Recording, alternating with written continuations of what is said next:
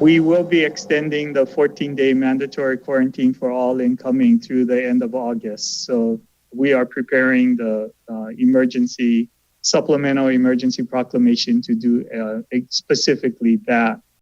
Breaking news, Governor Ige says he's delaying the state's pre-testing travel program and extending the mandatory 14-day quarantine for out-of-state visitors through the end of August. The governor made the announcement less than an hour ago at a State House committee hearing. This comes after many state, county, and community leaders expressed concerns over the governor's initial plan to start the pre-testing program on August 1st. Good afternoon. Thanks for watching This Is Now. I'm Jonathan alongside Ashley here. We've got a lot of breaking news to get to at this hour, including reports of more deaths from the Department of Health. That's right. Health officials are reporting 3 more COVID-19 deaths. One is an elderly Kauai resident. The health department says the man died out of state in Arizona, where he was receiving treatment for several months for underlying health conditions. Another fatality was an Oahu woman who was previously a resident of a care home. And the third death is an elderly Oahu man with underlying medical issues. Officials say he died on July 7th, but his death was added to the state's count after a review of his health history and discussions with his doctor. The state is also reporting 23 new COVID-19 cases. The breakdown shows 19 patients are on Oahu, 1 is on the Big Island, 1 is on Maui, and 2 residents were diagnosed out of state. Meanwhile, restarting tourism is the focus at the state capitol today. Here's more from Governor Ige. I am meeting with the mayors again this morning. We'll be going through looking at the information and data that we've had. I guess we certainly want to be focused on what makes the best sense for our community. We have seen this trend the last 3 weeks of increasing cases, and especially this week with the new record set for the number of case counts in a given day has given all of us pause to really re-examine what's happening and just make sure that our healthcare system doesn't get overwhelmed.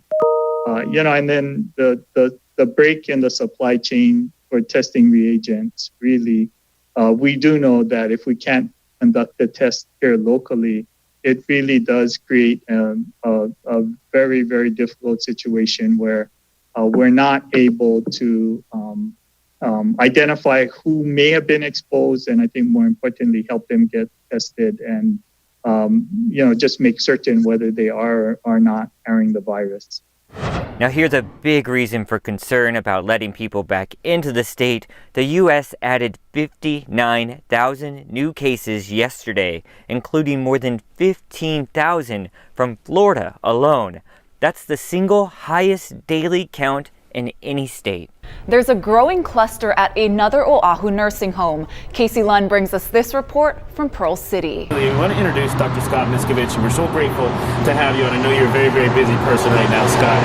But your group, Premier Medical Group, in charge of testing the folks here, just like they were at Hawaii. Can you give us an update of where things are and when you're going to resume testing today? Yeah, Casey, I just came back from being upstairs to check on the patients. The first good news is always that they are very stable. No one has symptoms, which is really unusual at this stage, but very, very positive. And so that's first. Second, we're going to start testing late morning, early afternoon. We will do over 300 people. We'll do all the residents and all the staff again. I would not be surprised if we have another positive or two coming out of this. That still happens, but we will isolate. I know you learned a lot of lessons, or had good systems in place for quarantining, having a red and an orange zone for people that are asymptomatic. I think that you've mentioned that we're doing good and we're getting after these nursing homes, but where are we on the grand scale of testing in the state, and where do we need to be? Yeah, I believe that we need to ramp up to be able to do 10,000 tests a day. And we're only at about 2,500 to 2,800. Second, I'm very concerned about our senior living facilities, and we need to have better testing for senior living. And what do you think needs to happen to kind of get us to that point? I mean, are there just not enough tests available? Are there not enough people to administer? No, what it is, it's the reagents. It's the liquids and the little tubes that go into the big machines. that are on short supply across the United States, and we're not getting enough of those. We actually need more lab equipment to get to our major labs that can still have that reagent being brought to them. Because of the surge on the mainland, it is short all over the country, but we need to be prepared. And you're expecting, as you said before, we're going to start seeing that kind of that bump from probably the 4th of July weekend coming our way. Yeah, I'm concerned it's going to continue to rise just because there's such a randomness in our positives. It's so spread throughout our island of Oahu especially that it's hard to predict. We can't even contact trace these people because a lot of them don't know where they got the disease. Yeah, very tough job that you have. Tommy, thank you and your group for the work that you're doing. I know it's very important, and I know a lot of concerned folks with Kupuna and staff that work here, so we thank you for what you're doing this morning. I'll send it back to you guys for now. Big Island businesses and nonprofit groups can now apply for grants. Hawaii County officials posted a request for proposals which will help them distribute the funds of up to $2 million. In all, the county received $80 million from the Federal CARES Act. Applications will be accepted at hawaiicounty.gov/cares. The deadline is July 21st at 4:30 p.m. We've got some developing news from the Asia Pacific. U.S. military bases in Japan are being hit hard by the coronavirus. Lacey Denise has those details. Officials say at least 94 American service members have tested positive on several U.S. Marine Corps bases. This is the first infections the service has seen in Okinawa since the outbreak began. A lockdown order was issued over the weekend. U.S. military personnel and their families and U.S. civilian contractors will not be able to leave base unless approved by an officer. Local reports say 4th of July parties held on and off the bases may be the source of these infections. Okinawa's governor is expressing anger, saying he is shocked by the outbreak. The nearly 100 patients are in isolation in U.S. Marine barracks on the island. All Marines and their family members, as well as U.S. civilian workers who arrive on the island, will need to spend 16 days in quarantine. Contact tracing is currently underway to figure out the exact source of the infection. For This Is Now, I'm Lacey Denise. Right now, we know more than 20 people have been hurt following a fire on board a naval ship in San Diego. Laura Podesta has more on exactly what happened. I saw some smoke. I smelled some burnt amber. So as I got closer to the base, I saw all this black smoke coming from the shipyard. I was like, that's got to be a ship. A fire that started on the USS Bonhomme Richard early Sunday morning continues to burn this morning and may burn for days, according to San Diego's fire chief. 21 people were injured, most with smoke inhalation. There was a report of an internal explosion. What we cannot ascertain is exactly what that explosion was caused from. Navy Admiral Philip Sobek thinks it sparked in the lower vehicle storage area of the 840-foot amphibious assault vessel. It was undergoing maintenance at the time. We're actually going to make sure it sails again, but we don't know. Roughly 160 sailors and officers were on board, officials say, far fewer than the 1,000 typically on the ship when it's on active duty. The Navy says it set up an 1,800-foot perimeter around the vessel and surrounding buildings to keep people safe. And the Coast Guard has established a 1 nautical mile safety zone while the firefight continues. Laura Podesta, CBS News. Authorities say a body has been found at a Southern California lake during the search for Glee star Naya Rivera. The Ventura County Sheriff's Office said in a tweet that the body was found this morning, 5 days after her 4-year-old son was found alone in a boat the two had rented. Authorities would not immediately say it was the 33-year-old actress, but they did say they believe she drowned in the lake. Rivera played singing cheerleader Santana Lopez on the musical series that ran on Fox from 2009 to 2015. Hawaii-born actress Kelly Preston has died after a 2-year battle with breast cancer. Her husband and actor John Travolta shared the news on social media. Nichelle Medina has more on Preston's life and career.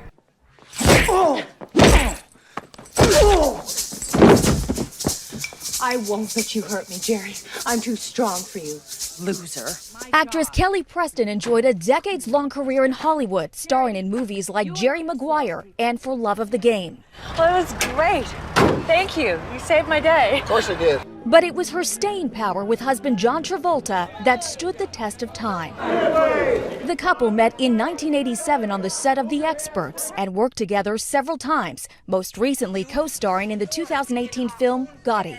You promised that you would not bring him into that world. What world are you talking about? We love working together. It's very easy. We'll be married 27 years this year, so it was terrific.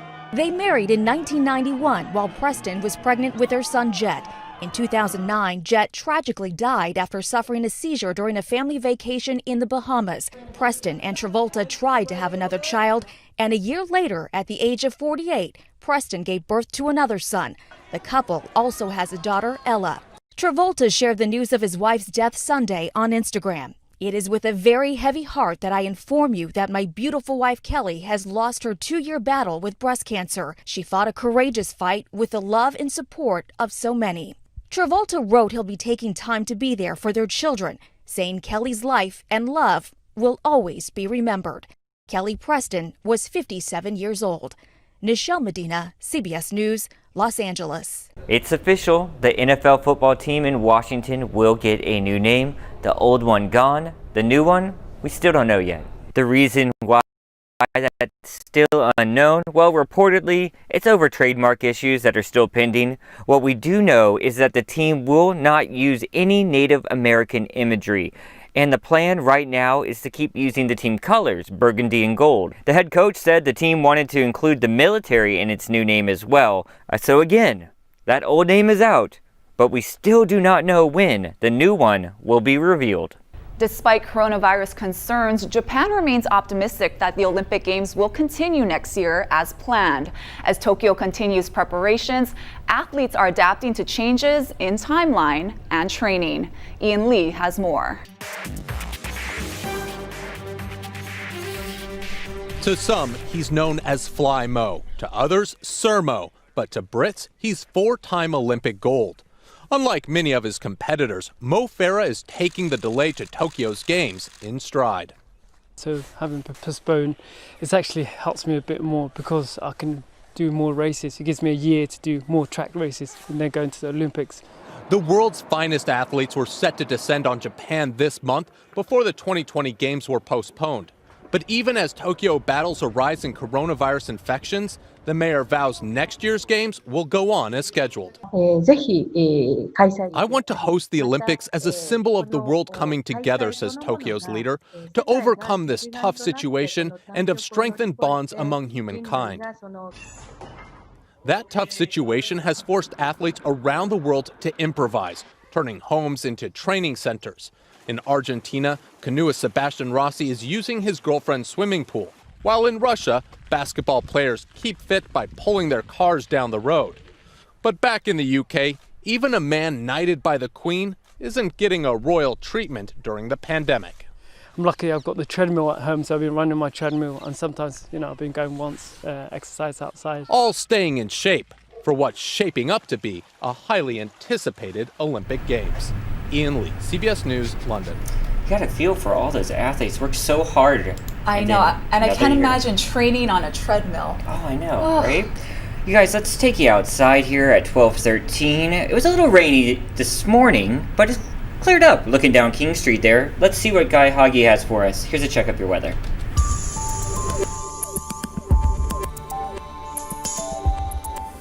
How's it on this Monday? Here's your HawaiiNewsNow.com forecast. We're seeing very quiet conditions in the Central Pacific, cyclone-free for the next few days, although we are tracking what used to be Tropical Storm Christina. The moisture is moving this way. It's about 1,500 miles out from us. Not expected to bring us any severe weather, although maybe could bring us some rain over the weekend. Now behind that, there's another system that's developing that could become a tropical depression, but it's expected to follow in Christina's path, and that means it's going to fall apart and not give us any severe weather either. Now there's also a swell coming for east shores by late tomorrow through Wednesday, and that's generated by Christina. You can see upstream moisture coming this way, so we will have some passing showers today moving through from time to time with light to moderate rainfall totals, and then we'll see more showers in the overnight and early morning hours. Those trade winds will be picking up speed already 20 miles an hour in Kahului. So from Maui to Kauai, the winds will be running at pretty brisk levels. And then Kailua Kona is going to be the outlier. They will have light winds today. And that means it's going to be quite humid with some afternoon showers for South Kona.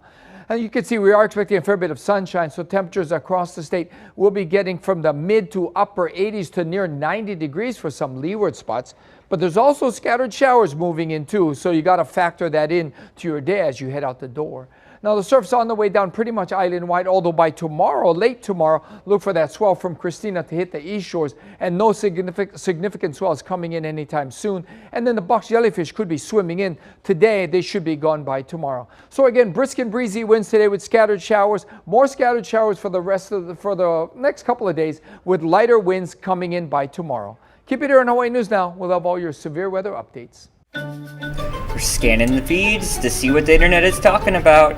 Here's what I found. A copy of Super Mario Brothers sold for, get this. This is the original Super Mario Brothers from the Nintendo original. Sold for $114,000. What? The game was still in its package, all sealed up. It even had a hang tag underneath of it in the plastic wrap, which meant it was one of the first variants of the 1985 game. Still was part of an auction that was selling comic arts and things like that. Oh my goodness. Yeah, more geek news for you. I wonder how much my Duck Hunt set would go for. Oh, I know, the original, like, Trigger? Yeah, maybe. I love that game. Hours and hours of my childhood there. All right, here's another toy news. Geeky toy news for me.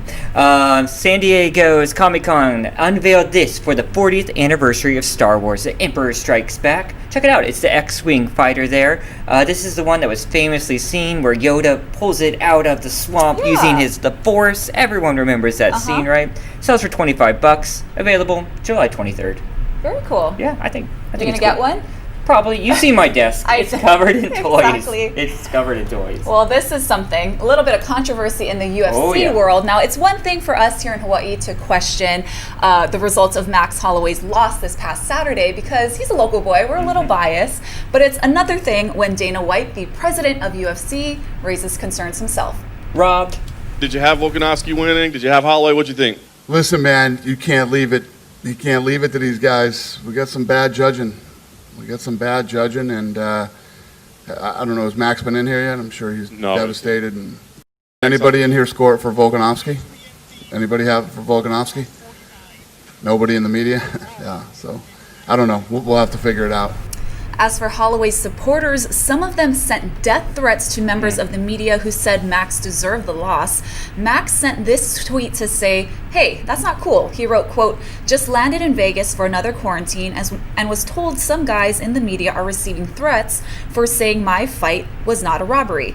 This is not okay. I appreciate everyone who wants to ride for me, but that ain't it." Now, despite the fact that Volkanovski is now 2-0 against Max, there is now talk of another rematch. You saw the fight. What do you think? I was shocked too. Yeah, I think I was. I mean, judging from social media, a lot of people were. Yeah. What's Carissa Moore up to? Right, so Hawaii's four-time world champ Carissa Moore appeared on the World Surf League's Lawn Patrol. Now she takes viewers on a tour of her Oahu home, which includes a newly remodeled boardroom and her trophy room. Let's take a look. Hey guys, welcome to my hallway. Want to see my boardroom? I hope you want to see my boardroom because Luke, for my birthday, made this for me. He painted the walls and put the wood up and the grass on the ground, the turf. Feels nice. The dogs like it. I actually have to block it off so the dogs don't get any ideas about using this boardroom as a bathroom. This is my current spray job, red, white, and blue. I'm very lucky that Matt Viola shapes me a lot of beautiful boards. Very cool, and you can watch the segment on worldsurfleague.com. We had a busy weekend. We did. Right? Yes, Talk about a gorgeous one, too. Man, this was beautiful. Yeah, we went for horseback riding at Kualoa Ranch. It was my first time ever. Yours too, right? There, yes. Yeah. And, you know, they have some great Kama'aina deals right now. They have a Christmas in July special where you can get 35% off any tour there. So go check it out. The view's amazing. And let me tell you, I am sore. I am too, yeah. Oh, man. The 2-hour tour, yeah. It's a lot. Our tour guide was great. Rebecca, you thank rock. you. Thank you. Yeah, she was fantastic. And the pandemic is also boosting the bicycle business. Jim Mendoza shows us the impact for the two well-known stores.